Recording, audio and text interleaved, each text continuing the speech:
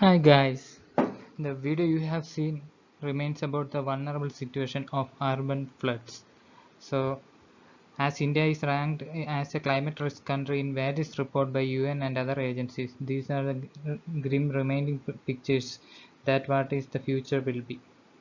Hopefully, these type of lessons might be learned by the people in urban areas, and government should work with them to guide them to have a good life there so that they can overcome or prevent the floods and this type of situation in the future. So on this backdrop, I welcome you all for today's discussion dated 9th August 2022. Welcome to We Learn IAS. So first is about the importance of the day. Today, August 9, 2022. This day every year is regarded as International Day for Indigenous People. And the current theme for this year is the role of indigenous women in the preservation and transmission of traditional knowledge. You know that indigenous people is very much important for any area because they remain the correct race origin of that region. They have the traditional knowledge, culture, everything, every aspect of a particular region depends upon that indigenous people. So the theme of this year is about particularly focusing upon role of indigenous women. Especially this can be useful in medicines, in agriculture system, and other aspects also. So, what about some few words about International Day of Indigenous People? It is observed on August 9th every year, mainly to raise awareness of the need of indigenous people. The first meeting of the UN Work Group on Indigenous Population was held in Geneva in 1982. Okay, so World Tribal Day, a leading state in the protecting promoting rights of tribals. So Chhattisgarh is actually in the forefront in giving more empowerment to tribal people.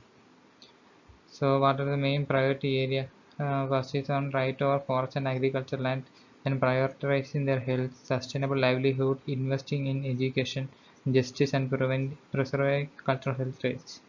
These all aspects that you can include when you have to write an answer in about tribals in GS paper 1 or in essay paper. So any aspect you can correlate to these terms. So these advertisements in newspaper are sometimes very important. So you have to open up eyes on almost all aspects. So about indigenous people, who are they? They are inheritors and practitioners of unique cultures and way of relating to people and the environment. So what makes them very unique? Because they are inheritors. They inherit the culture and other practice of that particular region. They help to retain social, cultural, economic, and political characteristics of that particular society. Despite their cultural differences, indigenous people from around the world share common problems related to protection of their rights as distinct people. In India, we know that these indigenous people who were earlier in the mainland was pushed to interior and in forest area mainly by the British rule. So, in order to bring them to mainstream, post-independence, the government has proposed policy known as tribal punch, especially at the time of Nehru. This is only case in India. In other countries like USA, there are red Indians as indigenous people. Likewise, a few years back there was in Canada that indigenous people were demanding their rights. So almost all part of the globe, these indigenous people gain more prominence. So these are the names of indigenous people at different parts of the world. Sami in Scandinavian and Nordic countries. The First Nation and Métis in Canada. Native American, which are Red Indians. Then Kurd in West Asia, which became very in limelight in news during ISIS war in Iraq. Maori in New Zealand and Maasai in East Africa. That you should study in geography, human geography.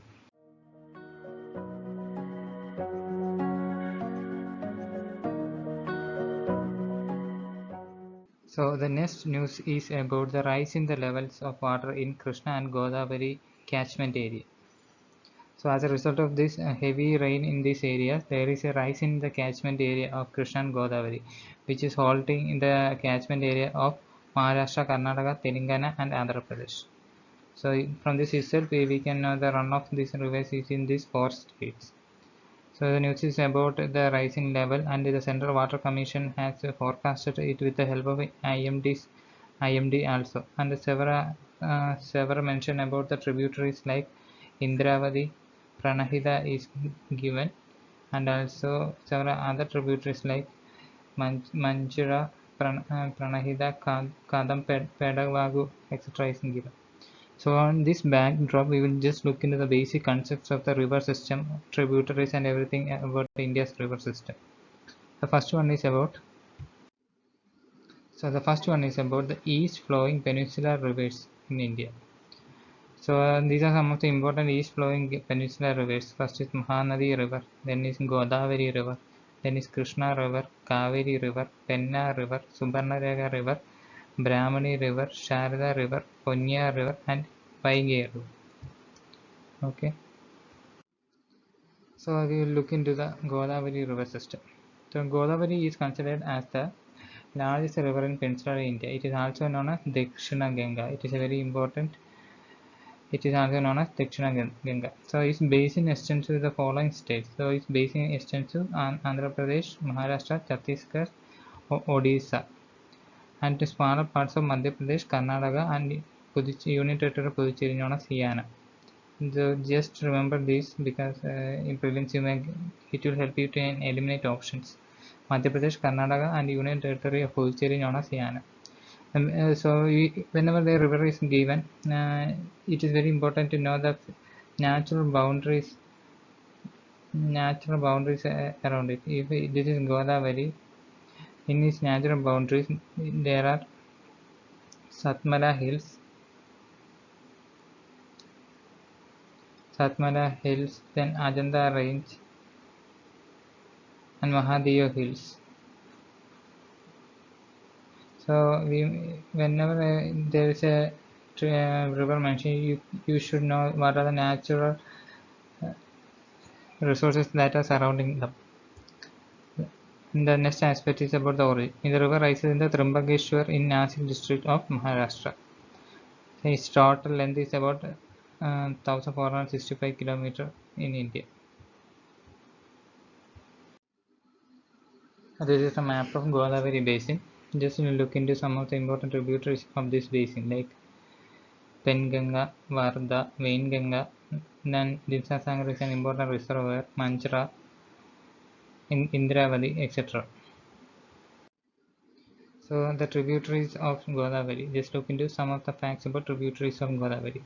The left bank tributaries are more in number than right bank tributaries, and also it is larger in size. So in Godavari river, the specialty is that its left bank tributaries are larger in number, and also it is larger when compared to right bank tributaries. And an important aspect regarding this river is that Manjra is the only right bank tributary of Godavari, and it joins Godavari after passing through Nizamsagar. And important left bank tributaries of Godavari are Dharna, Penganga, Vainganga, Varda, Pranahida, Pench, Kanhan, Shabari, Indravati. Just look into these facts. Repeated reading will memorize it. The right bank tributaries are Pravara, Mula, Manjra, Pedavagu and Manir. And below Rajahmundry, a place in Andhra Pradesh, the river divides into two main streams, Gaudami Godavari and Vasishta Godavari.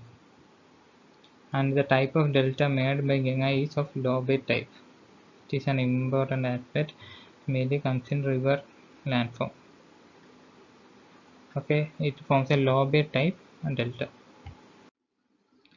Another important significance is about mineral resource in Godavari. So the Godavari drainage is occupied by Deccan tracts, which is considered the minerals like magnetite, biotite, zircon, chlorite. So Deccan trap is nothing but lava deposit. So it is a lava deposit that occurred in fissure eruption that occurred during the geological period that formed the bottom of the drainage basin of Ganga. The middle part of the basin is principally composed of phyllates, quartzite, amphiboles, and granites. The downstream part of the middle basin occupied mainly by sediments and rocks of Gondwana group. This Gondwana group mainly determines the coal deposit. So Godavari basin is significant for coal deposit also, Gondwana coals. And the eastern Ghats dominate the lower part of the drainage system and are formed mainly by conglomerates. That means when the river flows from north to south, in the northern portion of the basin is of Deccan Tract. In the middle portion, it is mainly of Gondwana. And to the eastern Ghats region is conglomerates. So this is what the mineral deposit in this drainage area. So important projects on the Godavari rivers are Sri Ramasagar, Godavari Barrage, Upper Vainganga, Upper Indravati, etc. And the ongoing project is on Pollavaram lift irrigation project is an important project currently running. So let's look into some of the industrial cluster in Godavari region or industrial locations. Major urban centers in this region are Nagpur in Maharashtra, Aurangabad in Maharashtra, Nashik, Rajahmundry in Andhra Pradesh. And Nashik and Aurangabad have large number of industries, especially automobiles. So automobile hub these two industries are. Other industries of this mainly based on agriculture produce such as rice milling, cotton spinning and weaving, etc. And when discussing about the disaster vulnerable of this region, Godavari Basin faces flood problem in the lower reaches, especially to the eastern Ghat region, because these regions are very much flourished with northeast monsoon and also cyclonic activities. So in this lower regions is mainly flood prone. The coastal areas are also cyclone prone. Okay. By the inner areas like Marathwada is drought prone. So it is similar to having a triple threat. That means both flood, drought, cyclone is affecting. So the next important river is about Krishna River. This is the second largest. So it is the second largest east flowing river. The basin extends on the states of Andhra Pradesh, Maharashtra, and Karnataka. So it is bounded by Balaghat Range in the north, Eastern Ghats on the south and east, and by Western Ghats on the west. That means when the river flows downstream, its northern portion is surrounded by Balaghat Range, and on the east and southern region it is bound by Eastern Ghats, and on the west side it is bound by Western Ghats. So on this bounded region, this Krishna River usually flows. It mainly rises from Western Ghats. Total length of the river is about 1400 km. These are only merely facts, just look into that. And Krishna's delta appears to merge with that formed by Godavari. So it usually forms Godavari and delta with Godavari. That is especially the KG basin, which is famous for petroleum exploration. Okay. So this is a map of Krishna basin. Some of the important tributaries of Krishna is also given. An important project like Nagarjuna Sagar project is also given. Just look into that. So let's look into the tributaries of Krishna. The right bank tributaries are Gatprabha, Malprabha and Tungabhadra, while the left bank are Bhima, Musi and Munneru. The Koina is a small tributary but is known for Koina Dam. So this dam, why is famous? Because it is a result of this building of this dam. There was a dam induced earthquake in 1967. Damage killed 150 people. Bhima another tributary originates in Matheran Hills and joins Krishna at Raichur. So Vasirabad is an important city, important tributary of Musi. The Musi tributary is the location where the Hyderabad, one of the famous urban center, is located. So projects are Tungabhadra, Gatprabha, Nagarjuna Sagar, Malprabha, etc. Major hydropower projects are Koina, Tungabhadra, Sirisailam, Nagarjuna, Almaty, etc. So about the resources in Krishna Basin, the basin is rich in mineral deposits and there is a potential for industrial development. The iron, steel, cement, sugar, cane, vegetable oil extraction, rice, milling are important industrial activity. Recently, oil has been struck in the basin and found to have affected the future industrial scenario. Some of the industries in these are the urban centers important of these are Pune and Hyderabad, and also this Pune is in a good plateau location which helps in the development of automobile and IT industry. So which has the advantage of climatic condition also. Like earlier said also, this Krishna river is also having the effect of triple threat, that is, it is a drought prone, especially in the regions like Bellary, Raichur, Andhra Pradesh, Belgaum, Bijapur districts, etc. are drought prone region. At the same time, the delta regions of this Krishna river is mainly flood prone. At the same time, the eastern portion which forms this delta is also caused a cyclonic effect. Rainfall is also there from the monsoon season. So maybe you should know that whenever when you write about this significance of Krishna drainage or something in geography, you should also mention the disaster aspect also, which is a value addition to your answer. So let's look into the previous year question that is mainly asked about the drainage. Usually in river drainage questions, they will ask the questions by correlation. That means river to a particular physiographic unit, especially like mountain ranges, or recently they asked about glaciers, etc. So in the earlier question they were like asking about connecting the tributaries of particular river system. These are very traditional questions. So please, these are easy mark getting questions. So please try to answer this question. From our question and discussion itself, you should be aware about the tributaries of Godavari and Krishna. You can easily eliminate the options and reach the answer. So the answer to this question is answer option D. That means, sorry, option C. That means A for 2. That means Godavari, the tributary is Pranahida. B for Krishna, it is Malaprabha. Yamuna, it is Tons. And for Tapi, it is Purna. Okay. So explanation is given. The Tons is the largest tributary of Yamuna. Krishna river system. Malaprabha is here. Godavari river system, that is Pranahida. Tapi river system, that is Purna. Okay. So next topic is about, our next news is about the recent incident caused by the kite threat known as Manya, which is recently banned by NGT. And the news is about that a food delivery boy became a victim to this. So the news is that the National Green Tribunal has imposed a nationwide blanket ban on the use of kite strings known as manya, made of nylon or any synthetic material. The judgment of the tribunal came as a plea by animal rights bodies and people for ethical treatment of animals and others. So this was the context on which the news came.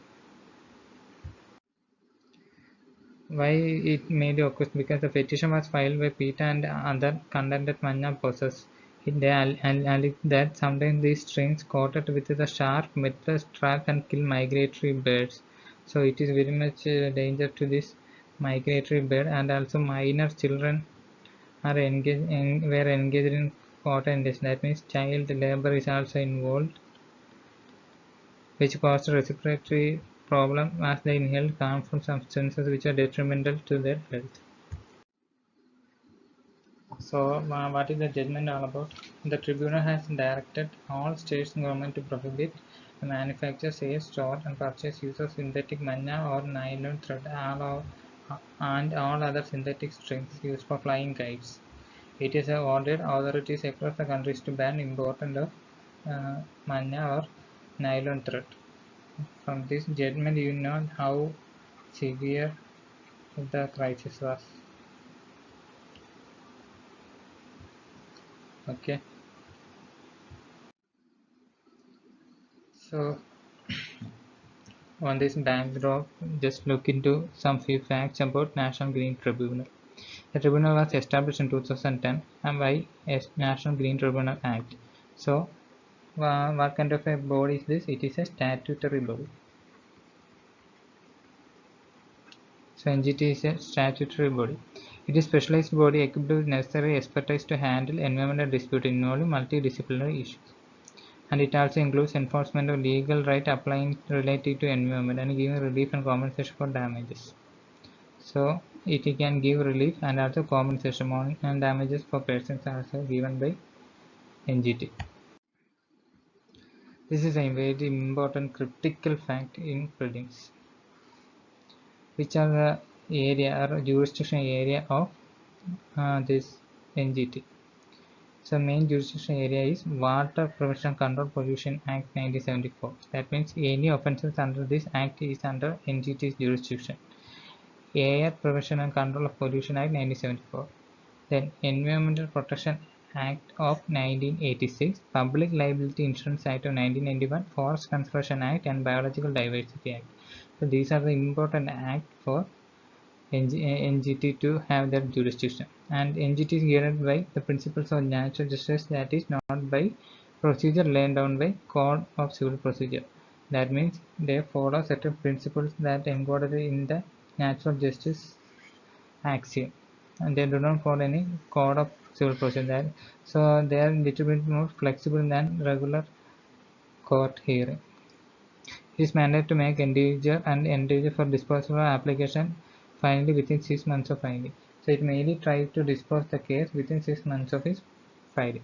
New Delhi is the principal state, and also they have regional sittings in several other parts of the countries like Pune, Kolkata, Chennai and Bhopal.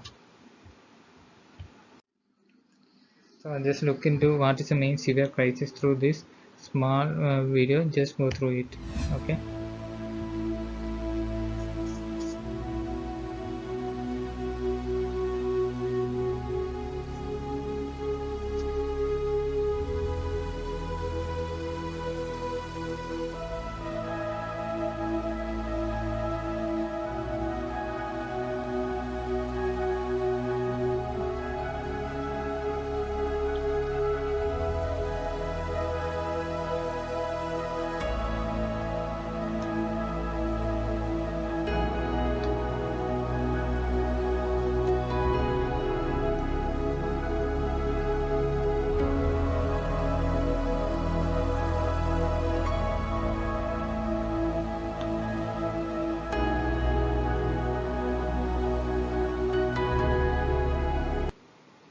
So from the earlier video, you should have got some insight about how the crisis was using the nylon thread.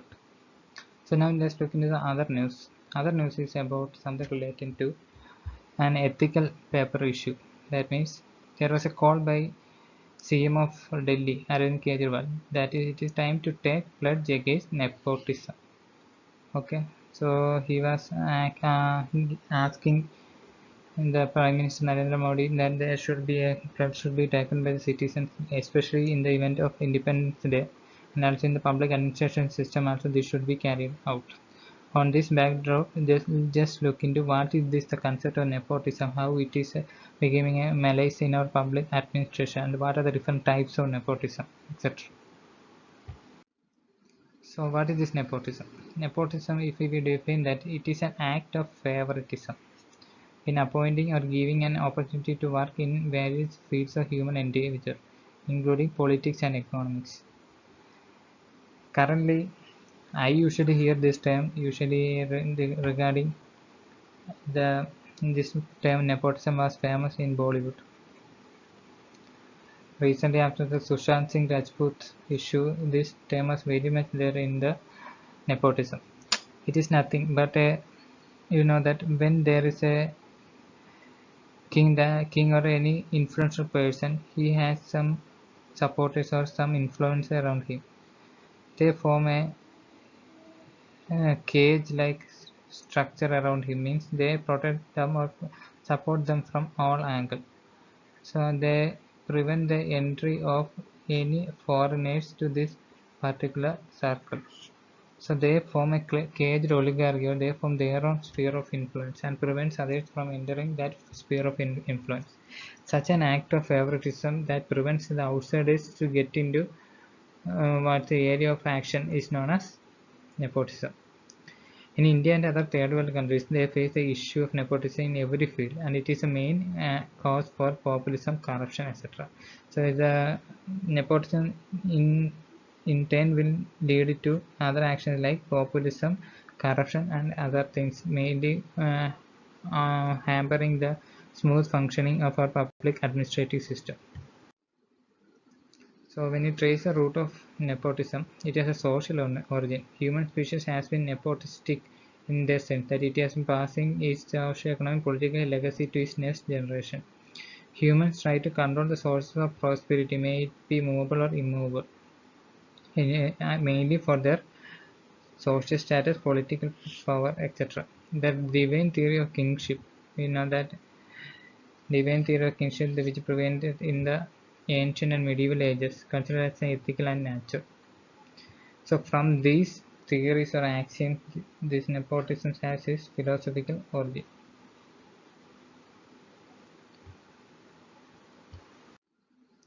Profession wise, in next stage is about the professional stage. In profession wise, there has been a division of labor and functional specialty of families and communities. That means during the Middle Ages, there is something termed known as guild. That means particular professional people. So they inherited this profession in their generations, and further this profession was carried around that community only itself. Especially when you look into this business culture around Parsis. So they are traditionally businessmen. So they carry their legacy with them. So the other result of this nepotistic behavior is transferred from one generation to other, and it has been ingrained in our society itself. As a consequence of social progress and rising complexity structures in polity, economy, and social hierarchy, these natural traits claimed and monopolized the powerful section. So this was the issue. This inheritance was not an issue, but later it monopolized the powerful sections everywhere. As a result, this nepotism leads to monopoly, and monopoly breeds.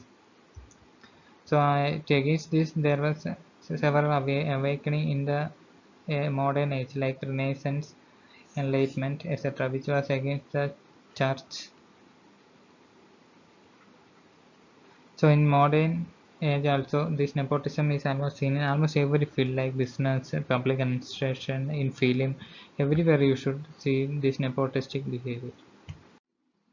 So on this backdrop, just look into what are the different types of nepotism. Mainly two types of nepotism as are said to be there. One is political nepotism, the other is administrative nepotism. So what is this political nepotism? A politician promoting or placing his or her immediate extended relatives in political post. This is almost true in India's political landscape, where there are castes like Yadavs following this political hierarchy. In Marathas also there. So this makes this prevents this political landscape to be less inclusive. Then other one is administrative nepotism. The government employee bureaucrat appointing his acquaintance on government jobs. This is very much there. There is a leasing of contracts. This is a very important uh, manifestation of nepotism in our public administration. Then nepotism in economic sector. Majority of the owners of joint stock companies promoting son or daughter. This is very much seen in India's business like Reliance. Then entertainment industry, as well as said in film industries, producer, directors that are handing or promoting their or king. So let's look into some ethical angle regarding this. What are the ethical concerns regarding nepotism? The issue of nepotism comes with, among other downfalls, and it will lead to a degradation of ethics and moral degeneration of society. The more dangerous issue with the nepotism is that it is often left out of ethics code because it does not seem unethical to majority of the population. Okay, and this is mainly because in earlier period this nepotistic behavior was very much essential for the transition of traditional knowledge. But so it was considered as an ethical in majority of the population region. So nepotism leads to serious harm to the principle of equality and opportunity in every field it is practiced, and also it is a neglect of fairness. That means there won't be any fair in appointment or process or anything. So when you look into what are the implications, first in the field of politics, it will lead to a degradation in democracy and legitimacy in the rule of law. That means it will degrade the most credential aspect of democracy. Then when we look into the administrative structure, it hampers the commitment of rule of law and integrity, and it erodes the values of integrity and impartiality. Several ways in economic sector also, it will reduce the ease of doing business, increase red tapeism, corruption, other menace also.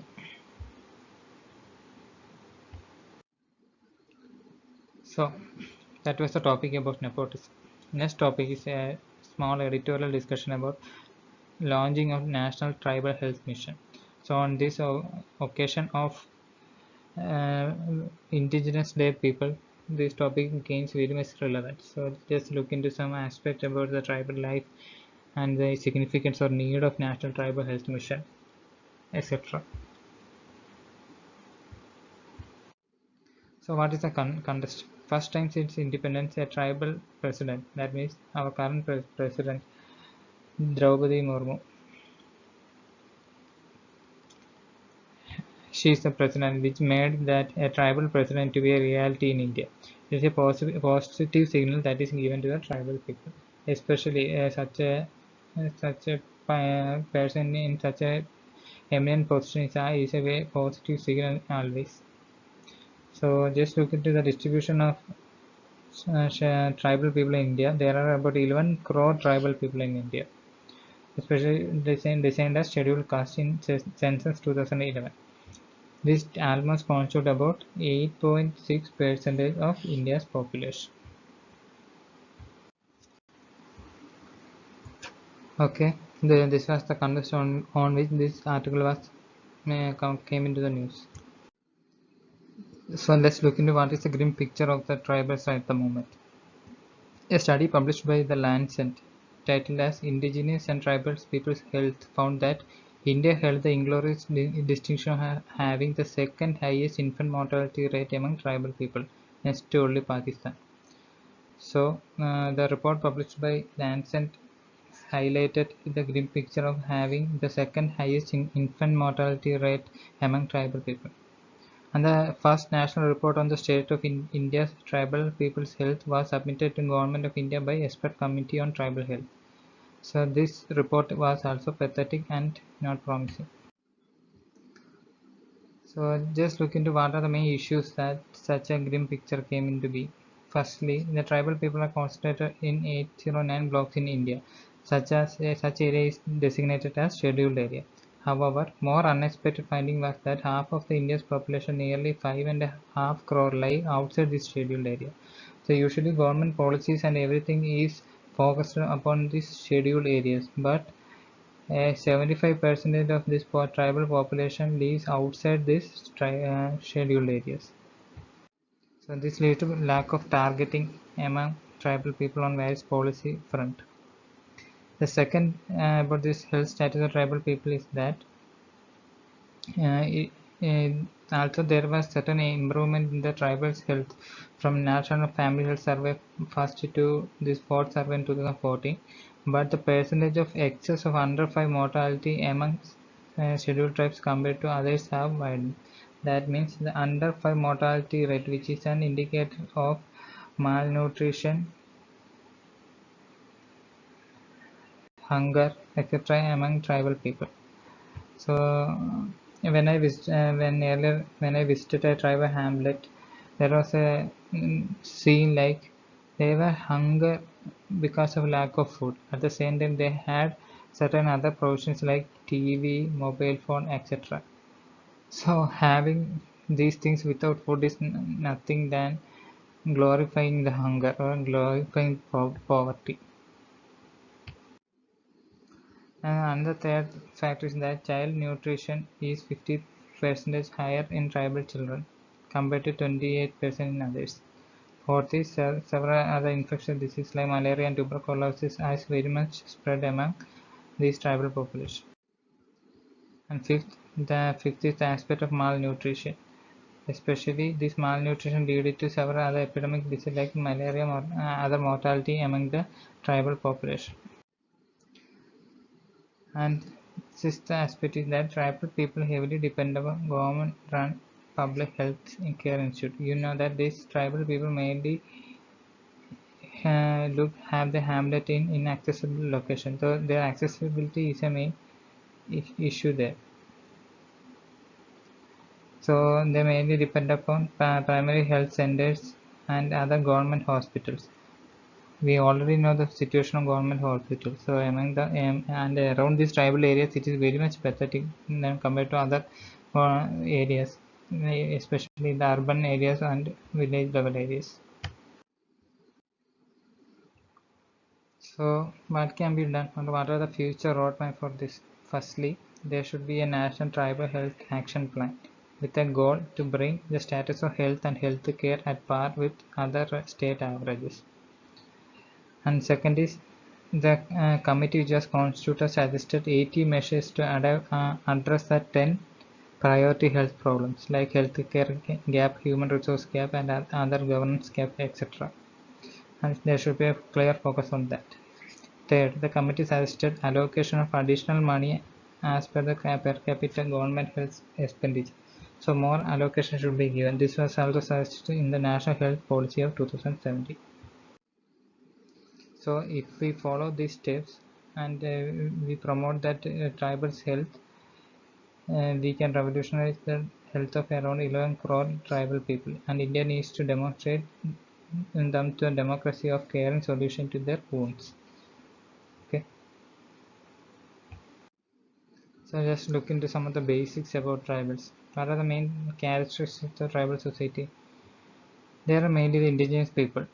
In 2007, UN recognized rights of indigenous people in Declaration of Rights of Indigenous People. The indigenous people have distinct social and political tradition. So what are their distinctive tradition? They have a distinctive religious belief. Especially in Northeast, we know that there is a tradition of animism, the natural worshippers, etc. Community. They always move in community and also involved in community gathering. Especially their way of life is about nomadic.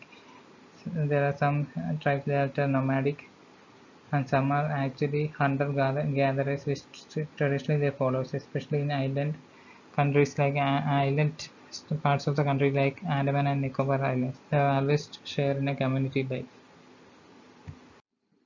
Then economy. The tribals focus on collective living or collective subsistence and principle of sharing. So their economy is mainly a collective economy and on sharing aspect. Private property. The concept of private property is mostly non-existent in tribal society. So this private property concept is non-existent in tribal society. Grievance redressal. Despite their portrait as violent beings, tribal generally demonstrate restraint and resolve dispute by withdrawal. Especially we know that in certain tribal regions there are panchayats that act as kangaroo courts. The Supreme Court regarded. So they settle disputes within these tribals. So historical analysis, if we look in the constitutional safeguard of tribals, historically this British rule disrupted the model of land ownership among the tribal people.